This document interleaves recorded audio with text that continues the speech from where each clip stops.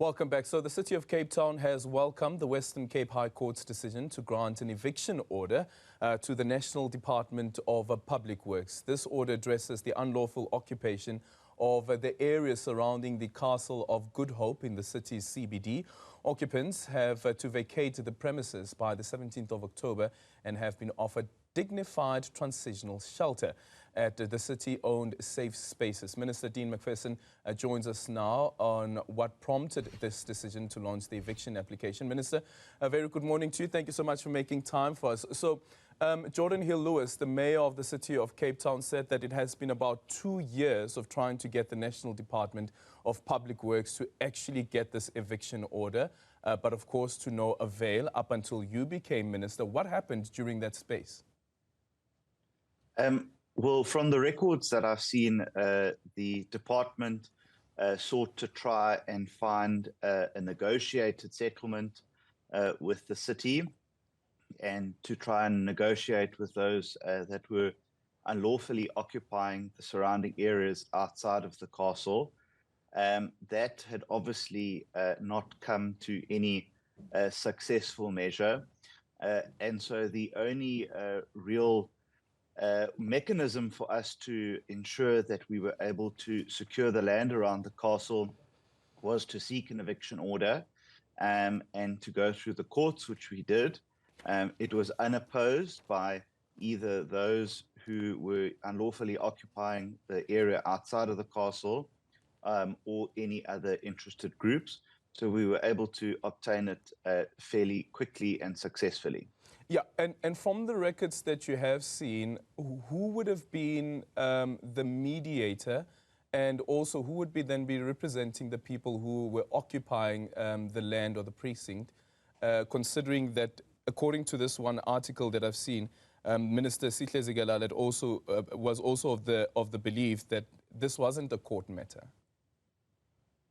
Well, obviously it was a court matter because the court has adjudicated on it and said that no person has any right to unlawfully claim state-owned land for themselves. Of course, the occupants have had a long history of representation by NGOs in the city. Those NGOs chose not to oppose this application. And one of the reasons that we were able to achieve it so quickly is because of the city's offer to offer dignified shelter, transitional shelter, which no other city in the country does offer. So we were able to, in partnership with the city, be able to give those guarantees to the court. That during this time, that process will be embarked on to offer those individuals that the assistance that they need. But if they ultimately refuse that, then the sheriff of the court will execute the eviction order. Yeah. Since the court order last week, is it clear as yet when any of the occupants on the precinct have actually vacated the precinct? And are you able to indicate how many people were actually on the precinct at the time of the application? If my memory and the court papers serve me correct, it was around 21 individuals. And that process with the city has now commenced. They will be offered the necessary assistance that they require, whether it be for abuse, whether it be for substances, whether it be needing to reconnect with their families. The city offer that service as well, and starting to place their belongings in the safe shelters. They have, of course, until the 17th of October to do so. So it is all of our desired hope that every one of those individuals take up this offer by the city, so that we can go up and clean that space, we can make it safe again, and that the general public are able to access the castle, access the land around it, and able to freely move around the city. Yeah. What would you say the situation is like when it comes to property owned by the state, or for instance, where your department is actually the department that has custodianship of properties that are in the Western Cape? Well, I will speak generally because Okay. it is a problem that applies across the country. That I don't think, by and large, and at times, we maintain our properties. That's why we said from the very beginning, Eldrin, that we want to make sure that public assets are used for public good.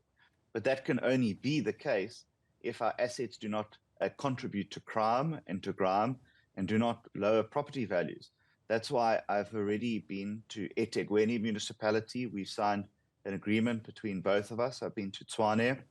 We've signed an agreement between both of us. I'll be going to the city of Johannesburg shortly and then the other metros to make sure that we work hand in hand with local government to ensure that our buildings do not become a burden to local municipalities or the residents that surround them. And I'm fairly confident that in time to come, we can start then troubleshooting what are the most serious properties that are problematic for those local governments and how we can work together to restore them and make sure that we are able to fulfill our promise of using public assets for public good. Yeah, just a quick one. Actually, now that you've mentioned the city of Johannesburg, and this may not be related to your department, but it is around the turnaround time when it comes to infrastructure and also some major build projects, like, for instance, the reconstruction of the Lillian Ngoyi Street that exploded.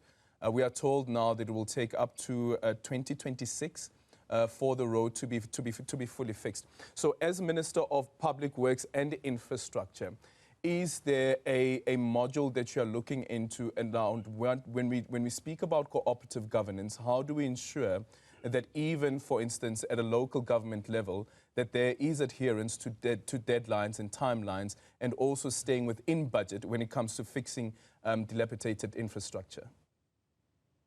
Well, Eldrin, you can only hold us accountable for that which is in our realm of responsibility. And the Lillian Ngoyi Street that you mentioned is not within our responsibility.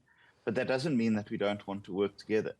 And of course, we can make our expertise available, but we can only do so if local government want that expertise available. And so far, in eThekwini, I've had a Mayor, Cyril Xaba, who has really asked us for our assistance, as we have in other places. So we want to make that offer of assistance to the city of Johannesburg. We will do so when we go and see them. But I think that generally speaking, it's not helpful for any city or the country when we see infrastructure projects that are delayed indefinitely, where money is spent and there is no return on that investment. It really dents our ability to be able to connect people to services. And it is why we have said, and we are currently exploring around using Infrastructure South Africa as a single point of infrastructure delivery, design, and implementation, that we can work with local government so that we are able to do the hard yards for them. We're able to package the projects, and we're even able to find investors for them. And we think that once we are finished with that policy paper, it's certainly going to be well received so that we can do the necessary infrastructure work that's required. Yeah, and on your department specifically, and I know that you've come into this department, it's been only, over 100 days, if I'm not mistaken? I think just short of that. Just short of 100 days. So the Auditor General telling the Portfolio Committee on Public Works and Infrastructure that the department has failed on about 80% of its projects. What does the new minister then do about such a revelation, and how do you ensure that there is actually adherence, once again, to meeting the deadlines that are set out for projects? Because at the end of the day, the money is available, the money is there, but the money is not being used. Absolutely, Aldrin, and we're not going to shy away from those realities from the 2022-2023 financial year. And they're completely unacceptable to me or anyone in my management team. And we will be taking drastic steps to address that. On Wednesday, I'll be meeting with the Auditor General to go through that report and look at what mechanisms that can be devised and how can they assist us to achieve our goals. there is just simply no business that would operate that missed 80% of its targets, but spent 86% of its budget. And we've got to start looking at infrastructure like a business, that there's got to be return on investment, there's got to be deadlines that are met, but there's also got to be consequences for those that don't follow through on the mandate that is given them to them to implement things. So I take the issue very seriously. It's not something that I want my name to be attached to. And for anyone that knows me, I am a person that believes in results. And we are going to turn this department around so that it is not the laughingstock of South Africa, but it holds pride of place in government as a department that delivers and delivers on time and on budget. Okay. Minister, just a final one, and partly I'd ask you to put on your political hat here on as well. So when the statement of intent was signed to establish a government of national unity, there was a promise of a mediation mechanism that will be put in place. Last week, Cabinet announced that there will be a clearinghouse mechanism to resolve policy disagreements within the GNU. How exactly would that work, and would that be separate from what is expected from or what is detailed in that statement of intent to also have a dispute resolution mechanism? Well, I think that they're two different things. And I certainly welcome the announcement. I was in that cabinet meeting when the president made that announcement. And it's the right thing for us to be able to sit around the table away from the spotlights of politics to be able to find compromises to the problems that face us. The reality is that no party won a majority, and so no party in the government of national unity can have its exclusive way. And I envisage that there will obviously be representatives from political parties, and we will try and foresee what is to come down the road on contentious issues, so that they are not dealt with in sort of a last-minute manner, and that we are able to give ourselves enough road to be able to find consensus, to deal with the issues that are contentious. But I think that if we adopt that methodology, that it could be a very, very useful technical committee to work through these issues. Of course, the dispute resolution mechanism is envisaged where this committee, the technical committee, is not able to find consensus or find agreement, and that would then be elevated to the party leaders who would then have the final decision. And let me say, Aldrin, that where it has been implemented in places like KwaZulu-Natal, where the DA and the IFP have a working relationship, 9 times out of 10, we're able to deal with these issues in that technical committee, and very, very infrequently is party leaders roped into it.